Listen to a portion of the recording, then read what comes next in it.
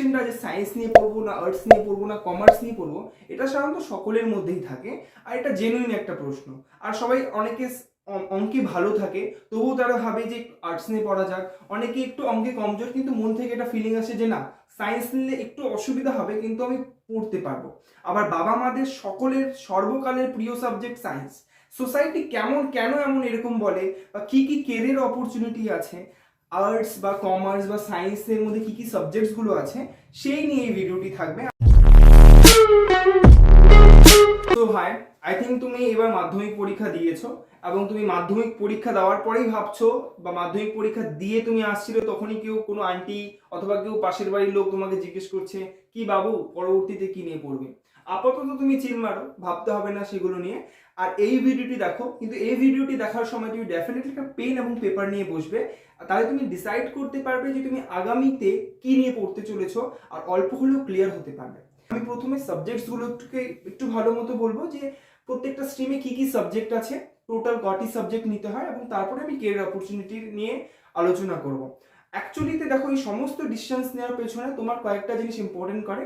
প্রথমত তোমার সেই সাবজেক্টকে কতটা ভালো লাগে, সেই সাবজেক্টকে তোমার প্রতি ইন্টারেস্টিং বা আন্ডারস্ট্যান্ডিং কতটুকু আছে, সেকেন্ড এবিলিটি আছে কি পড়ার সেটা, এবং থার্ড হচ্ছে সেটা নিয়ে একটু গাইডেন্স লাগবে, যেটা নিয়ে তুমি পড়বে সেখানে হয়তো টিচার লাগবে, তোমার একটু গাইডেন্স লাগবে, ফ্যামিলির একটু ব্যাকআপ লাগবে, দ্যাটস ইট। তো আই থিঙ্ক এই ভিডিওটা নিয়ে তুমি মোটামুটি ক্লিয়ার হয়ে যাবে। ভিডিওটা এন্ড পর্যন্ত দেখবে, কোনো প্রবলেম হলে আমাকে কমেন্টে জানাবে। তো স্ট্রিম চুজ করার আগে প্রথমত জেনে নাও যে সবার পারিবারিক অবস্থা কিন্তু সেম নয়। কেউ আছে যে ক্লাস 10 করেই দাদা আমার চাকরি লাগবে, আমি কিভাবে গভর্নমেন্ট জব বা কোনো একটা চাকরির জন্য নিজেকে সিকিউর করতে পারবো। কারা আছে যে না আমি হায়ার স্টাডিজ করতে চাই, কোনো একটা পার্টিকুলার সাবজেক্টে আমার ইন্টারেস্ট আছে, তারা আছে। যেহেতু এই ভিডিওটা একটা জেনারেল ভিডিও এবং সবাইকে এটা হচ্ছে টার্গেট করছে, তো আমার মনে হয় আমাকে সকলের ভিডিওটাই বলতে হবে। তো জেনারেল কোর্সের ব্যাপারটা দেখো, জেনারেল কোর্সে সাধারণত সায়েন্স, আর্টস অ্যান্ড কমার্স থাকে, তিনটা সাবজেক্ট স্ট্রিমে থাকে এবং এগুলো অনেকে চুজ করে। অনেকে আবার 11-12 কে পড়েই না। তো তাদের জন্য আমি বলে রাখি, যারা প্রফেশনাল কোর্সের জন্য যাচ্ছ তাদের জন্য কি কি অপশন আছে। দেখো অনেকে পলিটেকনিক করে 10-এর পরে, এটাও একটা অপশন। এটা অনেকেই আমাদের পলিটেকনিক সেন্টার এখন স্টেটে খোলা হচ্ছে আর এটা আমরা অনেকেই করে থাকি। সেকেন্ড আছে আইটিআই অনেকেই করে, এবং এছাড়া ডিপ্লোমা কোর্সেসও আছে, যেমন diploma in photography, diploma in fine arts, diploma in dance, diploma in stock market. তো এগুলো নিয়েও তুমি একটু দেখতে পারো, বিকজ এখন সময়টা পাল্টাচ্ছে এবং তোমাকে এগুলো নিয়ে একটু ভাবতে হবে। তুমি যদি 11-12 পড়ো, তুমি যদি জেনারেল কোর্সের জন্য যাচ্ছ, আমি তোমাকে অবশ্যই বলবো যে শর্ট টার্মে কোনো একটা ডিপ্লোমা কোর্স তুমি তোমার জন্য করতে পারো। ধরে নাও এখন তুমি জেনারেল কোর্স চুজ করলে এবং আর্টসে যাচ্ছ, তাহলে কি কি সাবজেক্ট পাবে?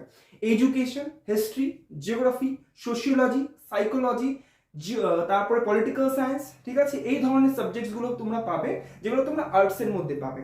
সায়েন্সের মধ্যে কি কি সাবজেক্ট আছে? সায়েন্সের মধ্যে তো সবাই জানে পিসিএম আর বি। পি ফর হচ্ছে physics, C for chemistry, M for mathematics আর বি দিয়ে হচ্ছে বায়োলজি। যারা সাধারণত বাংলা মিডিয়ামতে থাকে এবং তারা যারা ইঞ্জিনিয়ারিং এর জন্য পড়ছে, তারা বায়োলজিটাকে অনেক সময় বাদ দিয়ে দেয়, ঠিক আছে? তো তুমি সেক্ষেত্রে ধরতে পারো পিসিএম। আর যারা ডাক্তারির জন্য পড়ছে, অনেক সময় তারা ম্যাথটাকে বাদ দিয়ে পিসিবি নিয়ে পড়ে। এর সাথে একটা ল্যাঙ্গুয়েজ পেপার অবশ্যই থাকে, যেটা আমাদের ফার্স্ট ল্যাঙ্গুয়েজ পেপার। যেহেতু আমি বাংলাতে ভিডিওটি বানাচ্ছি, তো আমাদের ক্ষেত্রে বাংলা হয় সেটা। অন্য রাষ্ট্রে, অন্য দেশে না, অন্য রাজ্যে সেটা অন্য থাকতে পারে, এবং হচ্ছে তার সাথে সাথে একটা সেকেন্ড ল্যাঙ্গুয়েজ যেটা সাধারণত ইংলিশ থাকে। অনেকে তার সাথে সাথে আইটি অর্থাৎ কম্পিউটার অ্যাপ্লিকেশন, এটা নিয়ে অনেকে হচ্ছে পড়ে, ঠিক আছে? আর্টস আর সায়েন্সের সাবজেক্টগুলো আমি বললাম। এখন চলে আসি কমার্সে। কমার্সের ব্যাপারটা আমাদের ক্ষেত্রে আমরা মনে করি হয়তো স্টুডেন্টসরা খুব ভালো হলে সায়েন্স নেয়, অথবা খুব ওরা যদি নিজেকে মনে করে অথবা যদি ভালো লেগে থাকে তাহলে আর্টস নেয়। কমার্স কোথাও না কোথাও মিডল ক্লাসের মতো একটা ব্যাপার, যেখানে কিন্তু এটা একটা আন্ডাররেটেড জিনিস। কমার্সটাও তোমরা ভাবতে পারো। দেখো কমার্সে কি কি আছে? কমার্সে আছে business studies, accountancy, computer application, তার সাথে ম্যাথামেটিক্স দরকার আছে এবং ইকোনমিক্স আছে। এর সাথে সাথে দুটো ল্যাঙ্গুয়েজ পেপার থাকে, যেটা সাধারণত ইংলিশ হয় এবং আমাদের ক্ষেত্রে বাংলা। তো এই সাবজেক্টগুলোর মধ্যেই তোমাকে সাধারণত চুজ করতে হয় যে কোনো 6টি সাবজেক্ট নিয়ে, এবং এই 6টি সাবজেক্টের মধ্যে একটা অপশনাল পেপার হয় এবং মূলত প্রধান 5টি সাবজেক্ট থাকে, যেটা আমাদের এখনকার ওয়েস্ট বেঙ্গলের প্যাটার্ন রয়েছে বা সিবিএসই বোর্ডের প্যাটার্ন রয়েছে। 5টা মেইন সাবজেক্ট এবং একটি অপশনাল সাবজেক্ট হয়ে থাকে। এটা আমাদের ওভারঅল সাবজেক্ট ওয়াইজ যে লিস্ট, সেটা আমি দিলাম। এখন কি কি সাবজেক্টস নিয়ে পড়লে কি কি ক্যারিয়ার অপরচুনিটি আছে, বা তোমার যদি একটা পার্টিকুলার ডেস্টিনেশন বা অ্যাম্বিনেশন আছে সেক্ষেত্রে তুমি কি করবে সেটা নিয়ে আমি বলবো। তো এই ভিডিওটির মধ্যে আপাতত তুমি এতটুকু বুঝতে পেরেছো। এতটুকুর মধ্যে যদি তোমার কমেন্ট থাকে, কোনো কমেন্ট করার থাকে, তাহলে তুমি এখানে কমেন্ট করো, আমি নেক্সট ভিডিওটা অবশ্যই বলবো। আরেকটা কথা, কমার্স মানে যে শুধু টাকা এটা না, আর্টস মানে যে খারাপ ছাত্র এটা না, আর সায়েন্স ভালো ছাত্র মানে যে সায়েন্স নিতে হবে এটা না। একটা কথা অবশ্যই মনে রাখবেন, এই ভিডিওটি দেখার মাধ্যমে এটা ক্লিয়ার হয়ে যাও যে আর্টস নাও, সায়েন্স নাও বা কমার্স নাও, ক্যারিয়ার অপরচুনিটি কিন্তু সবগুলোর মধ্যেই আছে, কিন্তু তোমাকে খাটতে হবে নিজের লাইফের জন্য, তাহলেই তুমি কিছু করতে পারবে। তো এখানে আমি একটা জিনিস অ্যাড করে দিই, যেটা কিছু হলেও অ্যাডভান্টেজ দেয় সায়েন্স স্টুডেন্টসদের, সেটা এটা হচ্ছে, তুমি যদি 11-12 সায়েন্স স্ট্রিম নিয়ে পড়ছো, ভালো তুমি পিসিএম নিয়ে পড়ো অথবা পিসিবি নিয়ে, যেটা নিয়েই পড়ো না কেন, তুমি যদি পরবর্তীতে কমার্স বা আর্টস নিয়ে পড়তে চাও ইন ইয়ার কলেজ, দেন তোমার কাছে অপশন থাকবে যে তুমি সায়েন্স থেকে কলেজ বা কমার্সে, কলেজের মধ্যে কমার্স অথবা আর্টস নিয়ে পড়ার একটা সুবিধা পাবে, যেটা কিন্তু তুমি ভাইস ভার্সা করতে পারবে না। অর্থাৎ তুমি আর্টস নিয়ে পড়ছো এবং তুমি then back to the science এটা কিন্তু করতে পারবে না, এবং ব্যাক টু দ্য কমার্স সেটাও কিন্তু করতে পারবে না। আরেকটা কথা, এই ভিডিও যারা দেখছো বা যারা দেখছেন, তারা নিজের বাচ্চাদের কথা ভাবছেন, বা তোমরা যারা নিজেদের কথা ভাবছো, অনেকে এমন আছো তারা এখন থেকে গভর্নমেন্ট চাকরির জন্য পড়তে চাও ক্লাস 10-এর পরে, এবং তারা হায়ার স্টাডিজে একটু কম মোটিভেটেড, তারা বেশিরভাগ মোটিভেট, দাদা আমাদের একটা গভর্নমেন্ট জব লাগবে। তাদের জন্য আমি অলরেডি প্রফেশনাল কোর্সগুলো বলেছি, এবং তার সাথে সাথে যে আইটিআই বললাম, তারপর আপনার পলিটেকনিক বললাম, আর যেগুলো ডিপ্লোমা কোর্স সেটা বললাম। এছাড়া গভর্নমেন্ট জবের ক্ষেত্রে কি কি সুবিধা আছে সেটাও বলছি। দেখো, এসএসসি এমটিএস একটা পরীক্ষা হয়, মাল্টিটাস্কিং স্টাফ, এটা কিন্তু প্রত্যেক বছর হয়, এবং এটার যে রয়েছে, মানে এটার যে সিলেকশন প্রসেস রয়েছে, সেটার এলিজিবিলিটি কিন্তু মিনিমাম ক্লাস 10 পাস। অর্থাৎ যারা এই ভিডিওটি দেখছে তারা সম্পূর্ণরূপে কিন্তু এই এমটিএস পরীক্ষার জন্য অ্যাপ্লাই করতে পারো। তাই তোমাদের যদি বেসিক ম্যাথটা ঠিক থাকে এবং ইংলিশটা ঠিক থাকে, অথবা তোমরা প্র্যাকটিস করতে পারো, তাহলে প্র্যাকটিস করে এই পরীক্ষা কিন্তু তোমরা দিতে পারো। এছাড়া আর্মির যে গ্রুপ ডির এক্সামটা আছে সেটা তোমরা দিতে পারবে। ঠিক আছে, তোমাদের বয়স যদি ক্লাস 10 এর মধ্যে তোমাদের যদি 17 হয়ে গেছে অলরেডি, তাহলে তোমরা একবার অগ্নিবীরটাকে ট্রাই করো, ডেফিনেটলি ভালো জিনিস। তো এই সমস্ত জিনিস এই চ্যানেলে কিন্তু পাবে বাই দ্য ওয়ে। এখন চলে আসছি ক্যারিয়ার অপরচুনিটিতে। তো সায়েন্সে দেখো, ক্যারিয়ার অপরচুনিটি মনে করা একটা বিশাল, একটাই রিজন যেটা আমি মনে করি পার্সোনালি, যেটা সত্যি, যেটা তোমাকে ডাইভার্সিফাইড একটা পজিশন দেয়, তুমি সায়েন্স থেকে আর্টস বা কমার্সে যে কোনো মুহূর্তে যেতে পারো। ঠিক আছে, কিন্তু দেখো এখানে একটা জিনিস, আমার এখানে সরি কপি ইউজ করতে হবে, বিকজ অনেক কিছু আছে বলার। ঠিক আছে, তো দেখো, তুমি যদি পিসিএম নিয়ে পড়ছো, মনে করো ফিজিক্স, কেমিস্ট্রি অথবা ম্যাথস নিয়ে তুমি যদি পড়ছো, তাহলে ফার্স্ট লোকেরা যেটা যায়, যেই এন্ট্রান্স এক্সামের জন্য যায়, যারা তো ইঞ্জিনিয়ারিং এর জন্য। ঠিক আছে, এছাড়া দেখো নাটা এন্ট্রান্স এক্সাম বলেও একটা জিনিস আছে, যেটা লোকেরা সাধারণত অতটা চর্চায় রাখে না, যেটা সাধারণত আর্কিটেকচারের ক্ষেত্রে, ওটা ইঞ্জিনিয়ারিং ক্ষেত্রে ছিল, যেটা যেই এন্ট্রান্স, আর এটা নাটা যেটা, সেটা হচ্ছে আর্কিটেকচারের ক্ষেত্রে। ডিফেন্স আছে, ডিফেন্স সায়েন্স করে তুমি ডিফেন্সের এনডি এক্সামগুলি দিতে পারবে। সাধারণত এনডিএ যে মানে মেইন পোস্টগুলো রয়েছে সেটা কিন্তু সায়েন্সের জন্য রিজার্ভ থাকে, এখানে ম্যাথটা একটু ইম্পর্টেন্ট অ্যান্ড ফিজিক্সটাকে ইম্পর্টেন্স দেওয়া হয়, এখানে আর্টস এবং কমার্স কোথাও না কোথাও একটু ব্যাক হয়ে যায়। ঠিক আছে, তো এনডিএর কি কি, আর্মি, ঠিক আছে, এয়ারফোর্স আর নেভি, এই তিনটা ডিফেন্সের এনডিএতে তুমি পাচ্ছ। তাছাড়া তুমি সায়েন্স স্কুলে লোকেরা আজকাল দোকান দিচ্ছে, ফার্মেসির দোকান, ফার্মেসি খুলতে পারছো। এছাড়া তুমি সায়েন্স পড়ে 11-12 বিএসসি অর্থাৎ অনার্স সাবজেক্ট যদি তুমি কলেজে পড়তে চাও, বিএসসি করতে পারো, BSc with honours in physics, in chemistry, in mathematics.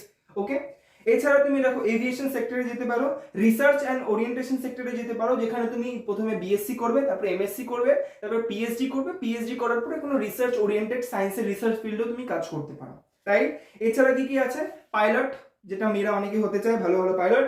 আর এছাড়া সবসময় যেটা খোলা থাকে, একজন ইউটিউবার, একজন টিচার অ্যান্ড এডুকেশনে তুমি কাজ করতে পারো। এটা বললাম পিসিএম, অর্থাৎ যারা ম্যাথকে রাখছে। অনেকে সায়েন্স নিয়ে পড়ে কিন্তু ম্যাথকে রাখে না, বায়োলজি নিয়ে পড়ে, তো সেক্ষেত্রে ইঞ্জিনিয়ারিংকে বাদ দিয়ে দাও, ওখানে চলে আসে মেডিকেল। ঠিক আছে, ওরা প্রথম দিকে ওদের থাকে, দাদা আমি ম্যাথমেটিক্স নিয়ে পড়বো না, আমি বায়োলজি নিয়ে পড়বো, আর পিসিবি নিয়ে যে পড়ে, ওদের নাম্বার 1 যে অপরচুনিটি থাকে সেটা হচ্ছে বায়োলজি। ওকে, তো সেকেন্ড যেটা এমবিবিএস করেন, এখন অনেকে এমবিবিএস পরীক্ষা দেয়, র্যাঙ্ক অনেক পেছনে আসে। ঠিক আছে, বলে দাদা আমি এমবিবিএস পরীক্ষা অনেক মেহনত করে দিয়েছিলাম, হয়নি, কি করব? তো ভাই নিরাশ হইস না, এমবিবিএস শুধু নাই, আরো কিছু আছে। কি কি আছে? BDS, dental surgery. ঠিক আছে, এছাড়া কি কি আছে? বিএইচএমএস, যেটা হোমিওপ্যাথিক, আর যেটা আছে বিএএমএস, যেটা আয়ুর্বেদিক। তো তুমি অনেকগুলো ডাক্তারের ক্যাটাগরি আছে, সেখানেও তুমি আসতে পারো। এছাড়া ক্লিনিক্যাল অ্যাসিস্ট্যান্ট হিসেবে তুমি কাজ করতে পারো, সেখানে বায়োলজি ইম্পর্টেন্ট হয়। থেরাপি অ্যাসিস্ট্যান্ট হিসেবেও তুমি কাজ করতে পারো, অথবা তুমি নর্মাল বায়োলজি নিয়ে বিএসসিতেও পড়তে পারো, যেখানে তোমার বায়োলজি নিয়ে তুমি বিএসসি এমএসসি করো, তারপর তুমি রিসার্চ অ্যান্ড ওরিয়েন্টেশনে যেতে পারো, আর টিচার অ্যান্ড এডুকেশন তো তুমি কখনোই চুজ করতে পারবে। সো সায়েন্সটা কমপ্লিট হলো, এখন চলে আসো কমার্সে। মনে করো তুমি কমার্স নিলে তাহলে কি কি অপরচুনিটি পাবে। দেখো কমার্স যদি প্রথমেই নাও, প্রথমেই এডুকেশনে যদি দেখি, তাহলে হচ্ছে কমার্সের যে ব্যাপারটা আছে সেটা হচ্ছে তুমি যদি এডুকেশন ফিল্ডে যাচ্ছ তাহলে তুমি করবে বিকম, যেটা সাধারণত লোকেরা করে কমার্স নিয়ে করলে। এছাড়া তুমি বিবিআই করবে, যেখানে তুমি bachelor of banking and insurance করবে, ঠিক আছে। তারপরে বিবিএ করবে, বিবিএ হচ্ছে bachelor in business administration. BBA করে অনেকে এমবিএ করে, এবং এমবিএ করার পরে অনেকে কর্পোরেট সেক্টরেও যেতে চায়। তো কর্পোরেটে যদি কেউ কাজ করতে চাও তাহলে সেই জিনিসটাও থাকছে, সাধারণত বিকম নিয়ে করে। অথবা যারা ব্যাংকিং সেক্টরের পরীক্ষাগুলি চাও, এসআইবি না এসবিআই, স্টেট ব্যাংক অফ ইন্ডিয়ার পিও এক্সামগুলি যেগুলো আছে, assistant clerks of banking exam যেগুলো আছে, সেগুলোর জন্য কমার্স বিকম অনার্সকে একটু প্রায়োরিটি দেওয়া হয়। তো সেক্ষেত্রে তোমরা একটু ভাবতে পারো। দেখো কমার্স নিয়ে পড়লেও কিন্তু একটা প্রফেশনাল জার্নি পাওয়া যায়। কি কি, অনেকে সিএ হতে চায়, চার্টার্ড অ্যাকাউন্টেন্ট, তো তাদের জন্য বিকম করা অর্থাৎ কমার্সে পড়াটা কিন্তু জরুরি, ঠিক আছে।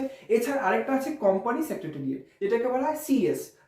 সাধারণত কোম্পানিগুলোতে অ্যাজ এ সেক্রেটারি অথবা অ্যাজ এন অ্যাসিস্ট্যান্ট জয়েন করানোর সময় সিএসটা অনেক সময় ম্যান্ডেটরি হয়। তো বিকম নিয়ে পড়লে এই অপরচুনিটিটা পাওয়া যায়। এছাড়া স্টক মার্কেটের একটা অনেক বড় জার্নি, কেননা তুমি দেখো যদি ভারতের বর্তমান ব্যবস্থাকে দেখো, only 4% of the Indian population কিন্তু স্টক মার্কেট এখন এসেছে, যেটা আমেরিকার মধ্যে মোর দেন 50%, আমাদের এখানে শুধু 4%।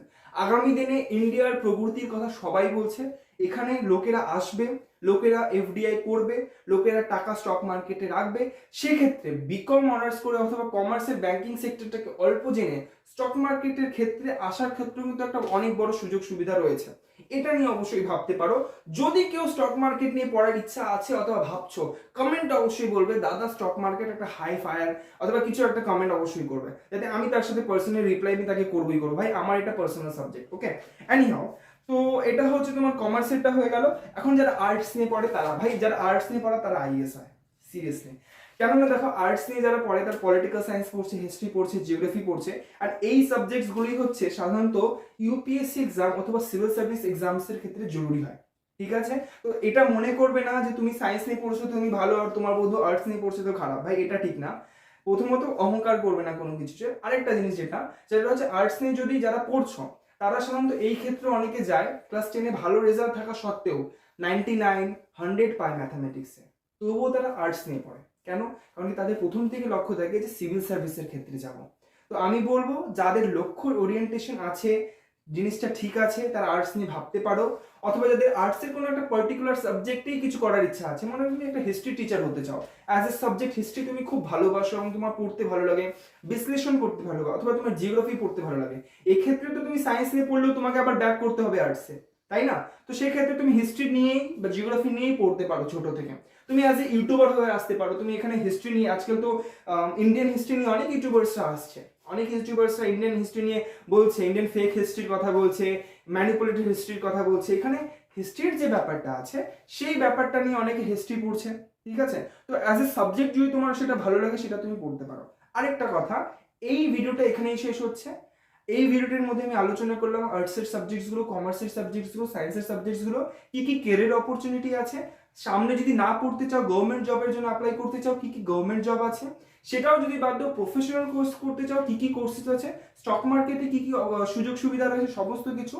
কিন্তু একটা কথা মনে রাখবে, এই সমস্ত ভিডিওর একটাই উদ্দেশ্য ছিল তোমার লাইফকে একটু হলেও সাহায্য করা, যে তোমাদের এই ডিসিশন মেকিং এ সুবিধা হয়।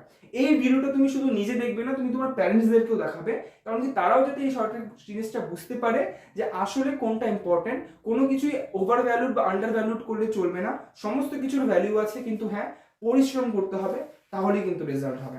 এনিহাউ, আমার তরফ থেকে, হরিপ্রসাদ স্যার তরফ থেকে এবং টিউশন দাদার তরফ থেকে অনেক অনেক ধন্যবাদ ভিডিওটি দেখার জন্য। কমেন্ট করে জানাও কোনো কোশ্চেন থাকলে। Thank you.